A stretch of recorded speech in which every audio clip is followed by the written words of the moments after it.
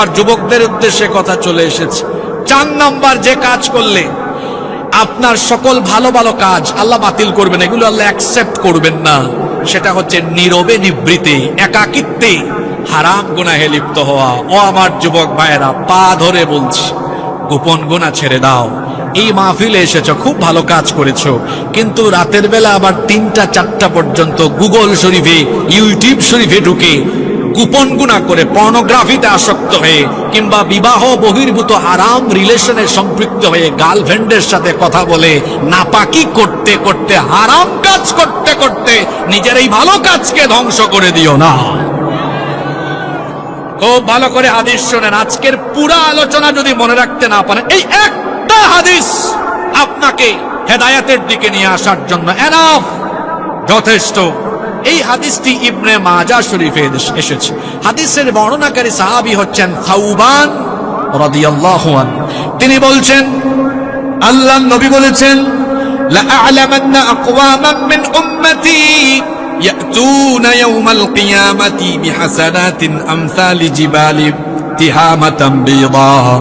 আল্লাহর নবী বলেছেন, আমার উম্মতের একদল লোক কিয়ামতের ময়দানে তিহামার শুভ্র পর্বতমালার সমপরিমাণ বিরাট নেক আমল নিয়ে হাসরের মাঠে উপস্থিত হবে।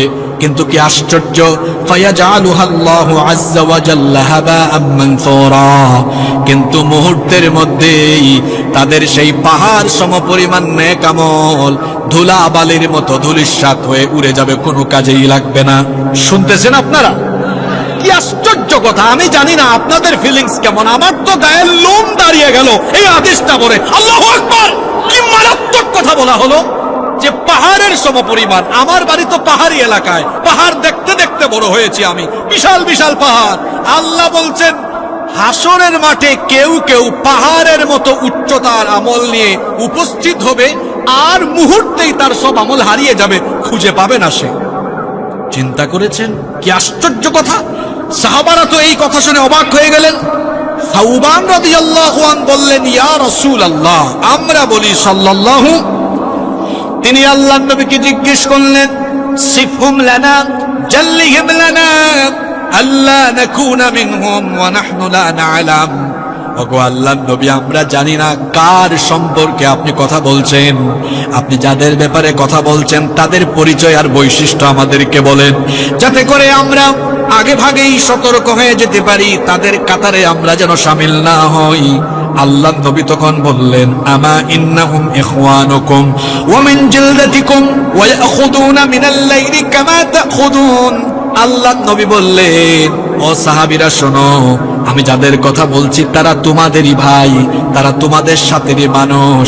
এরা রাতের বেলা তোমাদের মতো তাহাজ্জুদ পড়ে, তোমাদের মতো নামাজে যায়, রোজা রাখে। এই যে মাহফিল হয়েছে, মাহফিলেও আসে, দানও করে, সদকাও করে, হুজুরের বক্তব্য শুনে সুবহানাল্লাহ পড়ে, তাকবীরও মারে।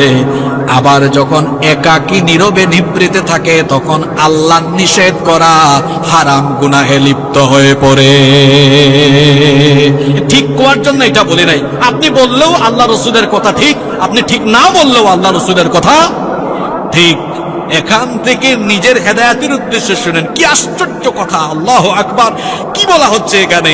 যে একাকিত্বের হারাম গুনাহ আপনার সব আমল বরবাদ করে দিবে। ও আমার যুবক ভাইয়েরা, এখানে এমন অনেকে আছেন যারা এই রোগের রোগী। আরে ভাই, আমাদের ঈমান, আমাদের জীবন আর যৌবনকে ধ্বংস করে দিচ্ছে এই চরিত্র বিধ্বংসী এক উপাদান। এখানে দেখেন যাদের বয়স 50 ঊর্ধ্ব, যারা কি সুন্দর ফিজিক্যাল ফিটনেস তাদের, কারণ তারা যখন আমাদের মতো ইয়াং ছিলেন, তাদের সেই যৌবন বয়সে তাদের কাছে স্মার্টফোন, তাদের কাছে ওয়াইফাই, ইন্টারনেট কিছুই ছিল না।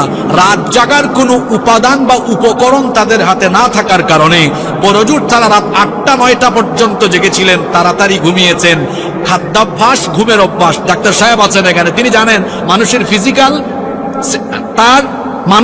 ফিজিক্যাল ফিটনেস আর তার মেন্টালিটিকে, তার ব্রেইনকে সতেজ আর স্বাভাবিক রাখার জন্য খাদ্যাভ্যাস আর ঘুমের অভ্যাস, এটাকে সবসময় স্বাভাবিক রাখতে হয়।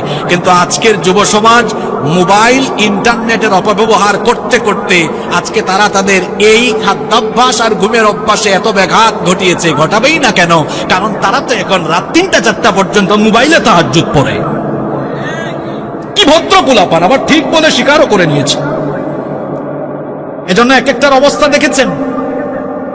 ডাক্তার সাহেব খুব স্বাস্থ্য সচেতন, একসাথে খাইলাম, বয়স হয়েছে কিন্তু ফিটনেস ঠিক আছে। এখানে দেখেন অনেকের বয়স 17-18 বছর, গালের 2 পাশের মাংস হাড্ডির চিপার ভিতরে ঢুকে গেছে, এমনে চুল 20-30টা পেকে গিয়েছে।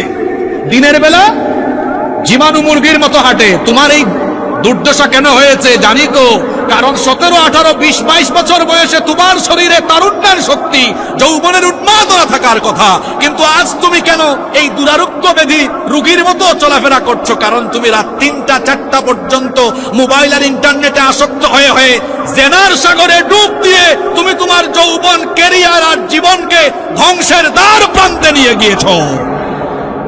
ফিরে আসো এখান থেকে, কাম ব্যাক করো, আল্লাহর দ্বীনের পথে ফিরে আসো। এই যে হাদিসটা পড়লাম, 15টি কারণে মানুষের আমল বাতিল হয়, বরবাদ হয়, ধ্বংস হয়। 4 নম্বরটা বলেছি গোপনে গোপনে। ওই যে গার্লফ্রেন্ডকে ওগো শুনছো, মিস ইউ করে না, এটা কি প্রকাশ্যে বাপের সামনে করে না গোপনে করে?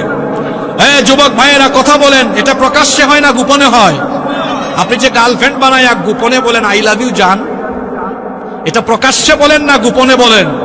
এটাই এখানে বলা হচ্ছে যে আপনার সব আমল, ভালো কাজগুলো আল্লাহ বাতিল করে দিন। আল্লাহ বলবেন এর এগুলা সরাও, ফেরেশতাকে বলবেন সরাও এখান থেকে, রিমুভ করো, ডিলিট করো। কেন? কারণ সে ভালো কাজও করেছে, আবার হারাম কাজগুলো খুব গোপনে করেছে, মানুষ দেখে নাই, বাপ মা দুনিয়ার মানুষ কেউ দেখে নাই। কেউ যেটা দেখে না সেটা দেখেন কে? কেউ যেটা শুনে না সেটা শুনেন কে? যুবক ভাইয়েরা, আজ এখান থেকে তওবা করে উঠুন, হতাশ হবেন না। আমি জানি অনেকের মন খারাপ হচ্ছে, বিবেকের দুয়ারে করাঘাত করছে, কি করলাম, তাহলে কি আবার সব বাতিল হয়ে গেল? হতাশ হবেন না, মনে রাখবেন আমাদের গুনাহের পরিমাণ যত বেশি, আমার আল্লাহর দয়ার পরিমাণ তার থেকে আরো বহু গুণে বেশি। সুবহানাল্লাহ। আজ যদি এখানে তওবা করে উঠে যান, তওবা করে বাড়ি যেতে দেরি হবে, আল্লাহর ক্ষমা আসতে দেরি হবে না। সুবহানাল্লাহ। আল্লাহ আপনি আমাদেরকে তওবা করার তৌফিক দান করেন, বলেন আমিন।